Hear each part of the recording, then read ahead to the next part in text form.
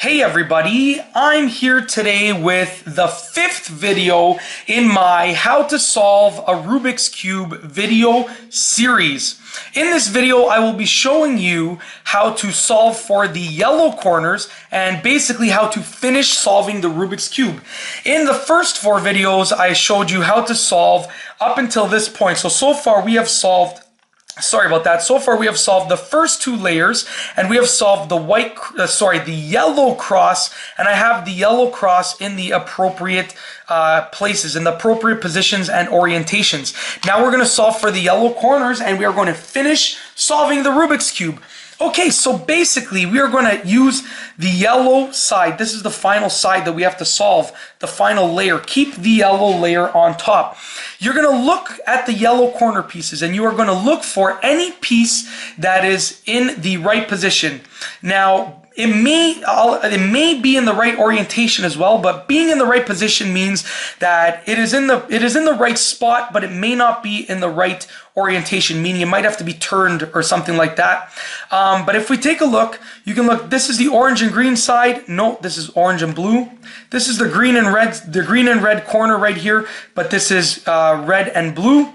This is the red and blue corner. This is green and red, which is incorrect. And this is the blue and the corner for the blue and orange side. This is the green and orange piece. So all of these are incorrect. If you have one of them in the correct position, then possibly in the correct orientation, but if you have one in the correct position, then skip this step. But if you don't, if you are in the same position that I am in, with none in the correct positions, then you have to do this. You'll do the following algorithm.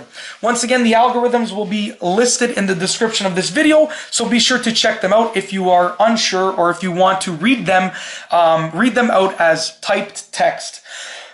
Sorry. Okay, so the algorithm is U, R, inverted U, inverted L. U, inverted R, inverted U, and L. Okay, so let's go ahead and do that right now. So you can be looking at any of the sides as long as the yellow is on top. So let's get right to it. U, R, inverted U, inverted L. U, inverted R, inverted U, L. Now we're going to take a look again, see if we find any that are in the right position. So we have, no, this is not, that should be green and orange, no. Orange and blue, this one is in the right position. So let's take a look. So now we're going to try and do, now basically because of the way that the Rubik's Cube is, you are either going to have one or two or all four in the right positions. You cannot just have three of them in the correct positions. So let's go ahead. We are going to try and use that algorithm again, but make sure that the one that is in the correct position, the one or two, any of the ones that are in the correct positions, in this case, I only have one in the correct position. It's this one right here. Keep it on the top right-hand side and execute that exact same algorithm. Let's do it one more time. U, R, inverted U, inverted L, U, inverted R, inverted U, L. Now let's take a look if any have moved into the right positions, okay? This one is not. This one has stayed in the same spot because I kept it on the top right. This one is not in the right position, and neither is this one. So we're going to go ahead and do it again. Keep that one in the correct position and on the top right-hand side, and do it one more time. Just keep on trying. Now you are going to try and get two of them in the right positions, okay? So U, R, inverted U, inverted L, U, inverted R, inverted U, L.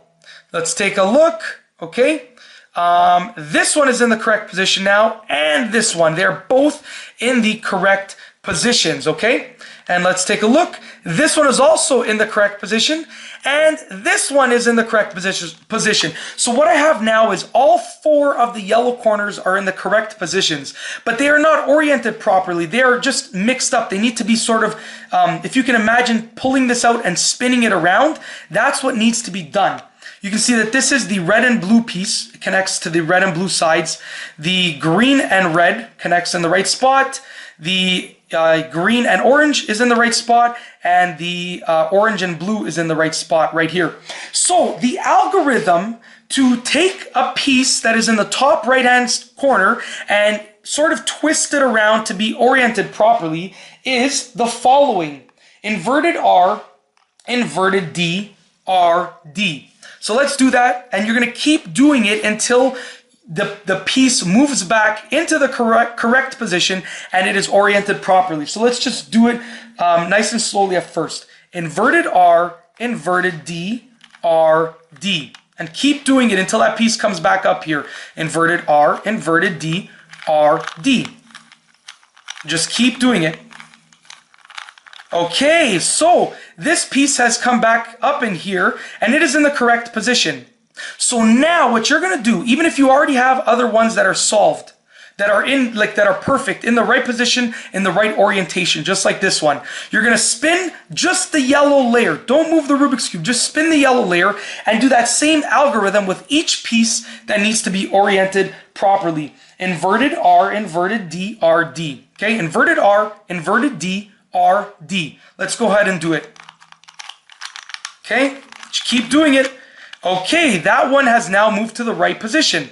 Spin the yellow layer. Go for it again. Same algorithm that I just did. Ooh, it's locking up over here. There we go. Sorry about that. All right. One more. Spin the yellow layer.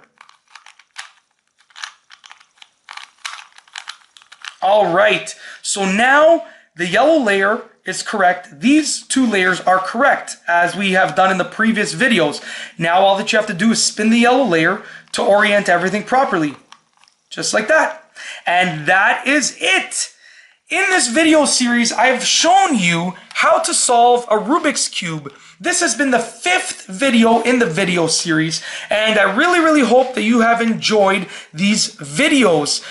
Solving a Rubik's Cube is actually fairly simple if you know the algorithms to use and if you know when to use specific algorithms. I've shown you how to do it in these videos, and this has been the final video installment in the How to Solve a Rubik's Cube video series. And as you can see, I have solved it, and it has been fairly simple. Now, the key is, once you have learned to solve a Rubik's Cube, the key is to just keep on practicing, and your solving times will get better and better. Just keep at it and keep on practicing. And that's all I have for you today. Thanks for watching.